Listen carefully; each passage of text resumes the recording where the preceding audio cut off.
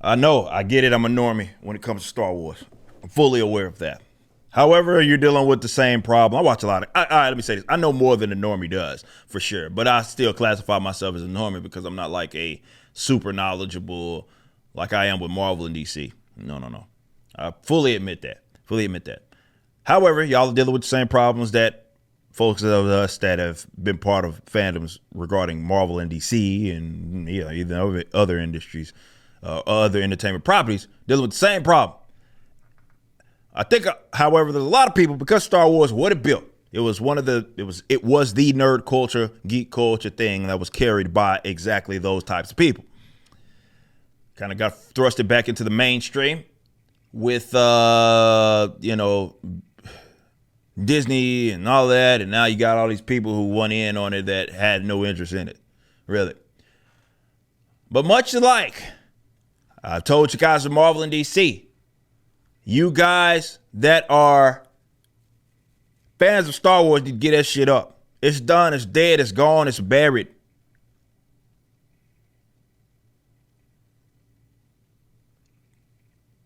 Give it up. More specifically, you guys who are, I don't know, to the right of fucking Karl Marx. I've told y'all before, and it's a hard thing for a lot of you to concede, but you need to concede it. And that is, what you loved is in the hands of your ideological enemies. Period. The brands, they're gone.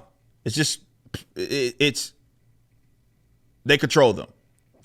You are not helping yourself by thinking that you need to fight for this mega corporate, fight for this brand that this mega corporation owns. No, no, no. You're making fools of yourself, actually. Just give it up. You have the old material, your movies, your books, part of the expanded universe, if that was what you're in. Old video games. All right. You have those. They're not going anywhere. But as far as giving this company, Disney, Lucasfilm, your anticipation, your admiration, your monies, it's stupid. I'm just going to be completely honest. Star Wars is fucking dead. Let it go. And they show you how dead it is, not just in the material that it is that it produces, all the continuity errors that you guys may have pointed out. Of course, they're still going to call you racist because if there's a black person or person that is not a white straight man that is a part of it and then you criticize it, well, you are a racist, homophobe, misogynist, and all those types of things. That's just how it works. One of the pettiest things that I've ever seen from a big brand is such, and that's kind of the culture right now. You got a lot of weirdos. They're hiring people with blue hair, land whales with blue hair and mustaches that identify as whatever, are in control of the promotional stuff, the marketing stuff. This is what it is, okay? This is one of the pettiest things I've ever seen. So they did this, of course, Star Wars. This isn't probably the first time they've done this.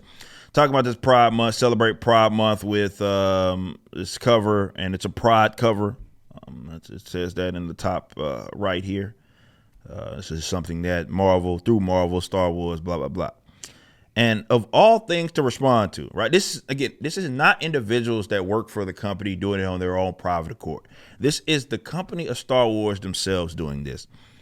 And they said just a random Twitter account just said, don't make Star Wars political. That's it. What is it? 5 words? That's it. Don't make Star Wars political. That's all he said.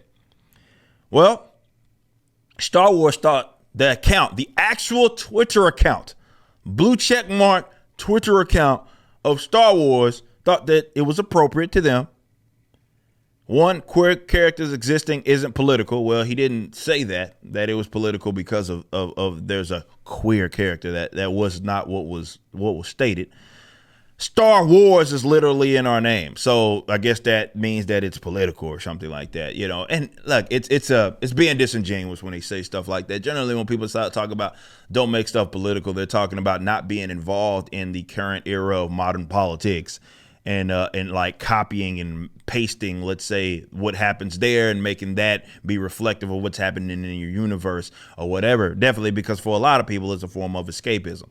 It doesn't mean like the concept of politics, like the actual literal term, obviously it's going to be in any story that is told, because it's really just, talking about governments and all of that in some way, shape, or form, states or what have you. So that's obviously going to be there, but really what people are talking about is sort of this modern infatuation with politics, and it being so heavily biased to a side is really what they mean when they're speaking about that. And of course, everybody loves this, the authoritarian left. I told y'all so often, you give them so much power when you have them be legitimate, or you think that they are legitimate, because they get off on this shit. You can see all these other tweets are like, oh, this is awesome. Talking about the beloved Kathleen Kennedy. Oh, damn, you just got bodied by Star Wars. They love this shit. They love that. The fact that they think that this punishes their, and big shout out to Bounty in the Comics to getting that together, because that person, I think, probably closed down their Twitter account. So ultimately, in the face of outpouring condemnation, that person fully deleted their Twitter account. Yeah, I can imagine they didn't want to be a part of that bullshit. But look, Twitter, Star Wars, Twitter can do whatever it is that they want. Like, look, obviously, go for it. If this is what you want to do, go out. People just saying, look, man, they don't want this political bullshit kind of being involved, and social political bullshit being involved. All right.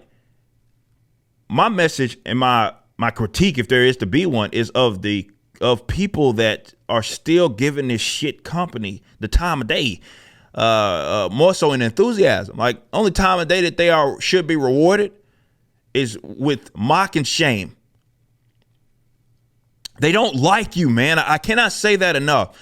It's important to understand that they despise you. It's not that y'all disagree on a no, they despise you. The people that are in control of these companies despise you. If you are to the right of Bernie Sanders, they despise you. They tell you, the whole Gina Carano firing told you that if you are into the Lucasfilm thing. It's as obvious as this. I told y'all this when it happened. For these people, it's a textbook gaslight. When these folks act like, well, she compared Republicans to the Jews, and that's why she was fired, because it was so offensive. Shut the fuck up. That had nothing to do with nothing. Number one, that didn't happen. She never did that. But you have a guy that's in the same fucking show with that damn 10 head of his that's did it worse. He equated half of the vote, and literally did it. Equated half of the voting population to Nazis. He's still employed. And he did it multiple times. Gina Carano, however, shared on a story, a meme that y'all prove every day that she was correct. And the meme simply talked about how during that era, it was not as simple as government doing things bad in the way that they were able to implement such mass atrocities. It was the fact that they were able to turn the citizenry on each other. And that is a factual statement. And we've seen that happen time and time again. But again, the company itself is going to do what the company does.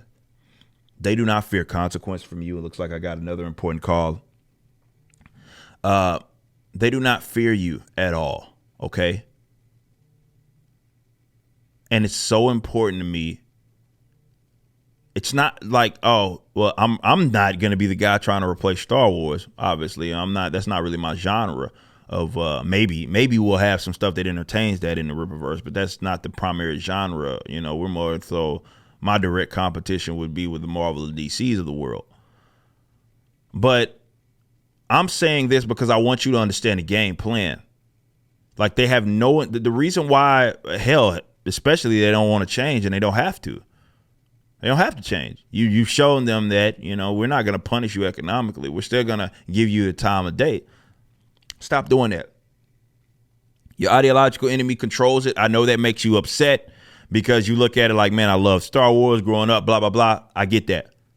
But this company does not, you You don't owe them money, okay? You don't owe them shit. You don't owe them enthusiasm. Don't even fucking pirate the shit. Like, oh, well, I'll just watch it. That's still an addiction, man.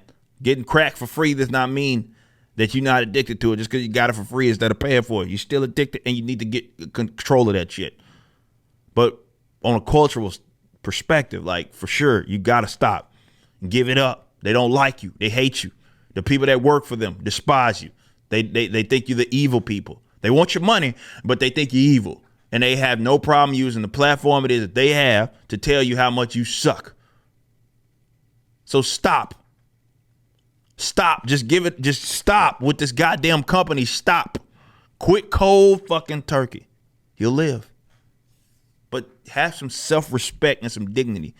Stop allowing this shit company to piss in your face. You just listened to a clip from my podcast, For Cannon's Sake, which is live throughout the week at 12 p.m. Central on youtube.com/YoungRipper59 and odyssey.com/@YoungRipper59. Be sure to check out my website, ericdjuly.com, so you can stay up to date with everything it is that I'm doing. You can also become a member and get access to a bunch of cool perks and exclusive content, which includes a social media hub where you can interact with myself and other members. It even has an app that you can get, which is now live in the Google and Apple stores.